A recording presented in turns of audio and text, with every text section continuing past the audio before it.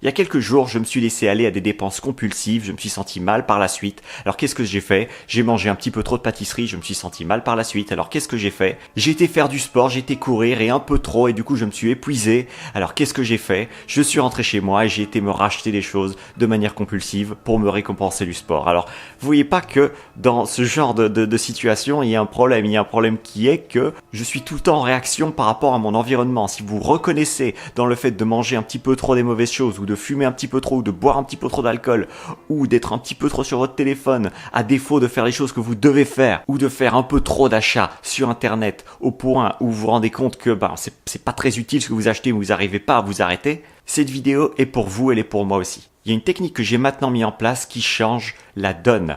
Quand j'ai des fringales compulsives, quand j'ai des envies d'acheter des choses de manière compulsive, qu'est-ce que je vais faire? C'est que je vais me créer en début de journée, c'est très important en début de journée, je vais automatiser mes réactions, je vais prévoir mes comportements problématiques dès le matin. Vous savez, le matin, je sais qu'à un moment, je vais vouloir manger les mauvaises choses. Je vais vouloir acheter un peu trop. Je vais vouloir faire ces choses qui ne sont pas dans mon intérêt de faire. Alors, ce que je fais, c'est j'écris le matin. Si j'ai envie de manger de manière compulsive entre les repas, alors je fais 5 minutes de méditation. Alors, je sais, c'est pas fort bandant de faire 5 minutes de méditation.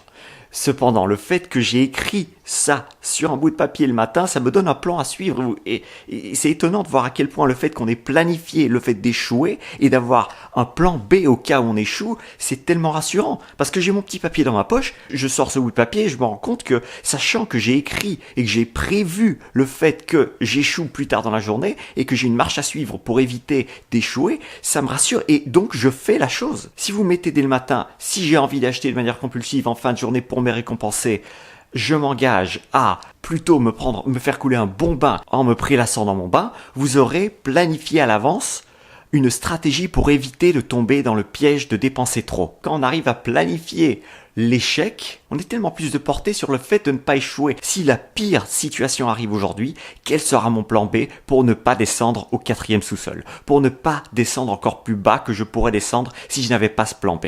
Alors que ça s'applique à des dépenses compulsives, au fait de boire de l'alcool, parce que parfois le fait de se verser un verre, ça peut tout simplement être résolu par téléphoner à un ami.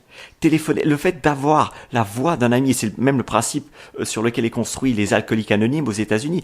Quand vous avez une personne qui vous parle et qui vous conforte, vous allez beaucoup moins avoir envie de prendre un verre d'alcool, parce que tout vient de là, les addictions viennent d'une déconnexion avec des gens autour de nous, des gens qui nous font du bien. C'est de là d'où viennent les addictions. Donc pour terminer cette vidéo, la prochaine fois que vous avez un comportement qui vous ennuie et vous vous sentez addict, vous vous sentez drogué à ce comportement, le matin même, où vous avez toute une journée devant vous et vous savez que c'est possible que vous craquiez pour une chose ou l'autre, peut-être que c'est une bonne idée d'écrire sur un bout de papier: si je ressens cette envie de boire un verre, si je ressens cette envie d'acheter de manière compulsive, si je ressens cette envie de manger 4 ou 5 ou 6 donuts, alors je ferai cette action. Je ferai 20 pompes et j'irai me faire couler un bon bain. Je téléphonerai à un ami. Pourquoi ne pas appliquer cette stratégie dans votre vie?